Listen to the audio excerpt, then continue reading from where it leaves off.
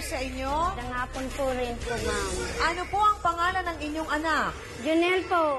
Junel. Opo. At ang kanya pong karelasyon ay sino po? Si Emmy Daniel po. Si Emmy. Sila po ba ay kasal? Hindi po. Pero meron po silang anak. Meron po isa. Isa. Gano'n na po sila katagal na nagsasama? Mula po 2008. So parang, 4 years na. Opo. Okay. Bakit po ninyo nasabi na konsentidora itong inyong babae? Kasi po, pag sinasabihan ko po yung anak niya, inaano niya po yung, nagsusumbong po agad yung anak niya, naniniwala po yung nanay niya. Nagsusumbong po na ano? Na, kiso pinapagalitan ko raw yung anak niya kung ano-ano raw sinasabi ko raw na malandi, pero wala pa naman ako sinasabi ng ganon. Kung hindi sinasabihan ko lang yung anak niya, Oho. na tigilan mo yung pag-aalis mo ng tuwing hapon, Amy. Dahil pag nalaman ng asawa mo, kayong mag-aaway, kawawa ka lang. Nasaan po ang asawa ni Emmy? Nasa Cebu po. Doon po nagtatrabaho. Opo. Gano'n na po siya katagal na nasa Cebu? Ano pa lang po, mag-aapat pa lang po ng buwan. Po. Yung po bang anak ninyo, nagpapadala naman po ba ng sweldo niya? Nagpapadala po. Oh, magkano po? Alam po ba ninyo? Nung una, 5,000 ang alam ko una eh. Tapos nung pangalawa, 3,000. So, 2 beses pa lang po doon sa Opo. 4 na buwan na Opo. siya ay nagtatrabaho sa Opo. Cebu. Opo. Tapos, pinapagalitan ninyo si Emmy Emmy. dahil tuwing hapon. Tuwing hapon, umaalis. Saan po nagpupunta? Nakikipagkita po sa lalaki niya. Paano po ninyo nasabing lalaki niya yon? Kasi po, sinundan ko po sila nung last na nagpadala yung asawa niya, sinundan ko po itong si Emmy kung saan Oho. pupunta. Saan po nagpunta?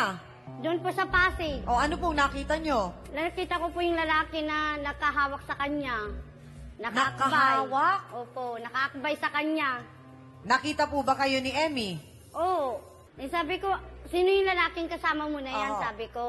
Eh, sabi niya, ma, wala po to, ma. Kaibigan ko lang po to. Oho. Magkaibigan ba yung ganyan? Nakaakbay kayo?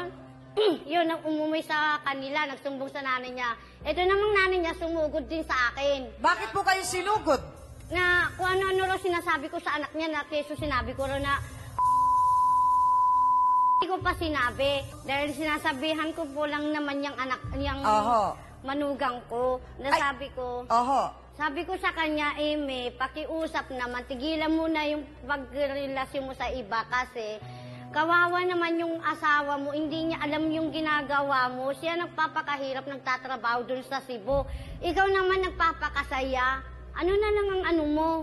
Nasa utak mo, sabi ko lang sa kanya. Away yun. Oho. Umuwi sa kanila, sa bahay nila, nagsumbong. Yun nga, sinugod ako ng nanay niyan.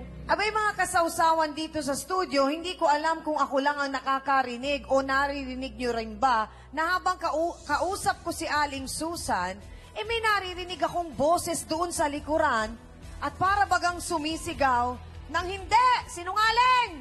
Iba yung sinasabi mo. Ay, hindi. Yun ang kanina ko pang Hindi ako naririnig. nagsisinungaling.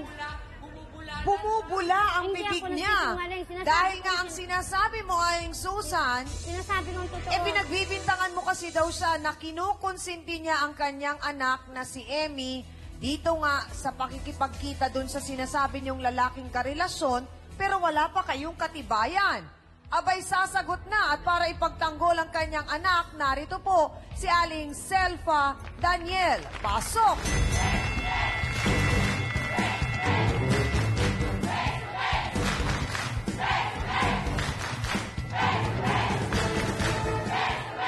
Aling Selfa, magandang Naku, sandali lang po. Naku. Kukunin po natin ang paliwanag at panig ni Aling Emmy. Diyan lamang po kayo. Magbabalik po ang panggising nyo sa hapon. Sandali lang po. Kamaganggan niya, wag kang mag-uawa kung duruduruin. Dahil ang anak mo masyadong lalakero. Sandali lang. Ano? kamatay tayo dito. Makipag-text sausawan na para sa pula. Text F Pula, space, your message, and send to 2346. Para sa puti, text F Puti, space, your message, and send to 2346. 10 lucky registered texters ang pwedeng manalo ng 300 peso load daily. Para mag-register, text F Reg, space, nickname, name, address, birth year, gender, and send to 2346.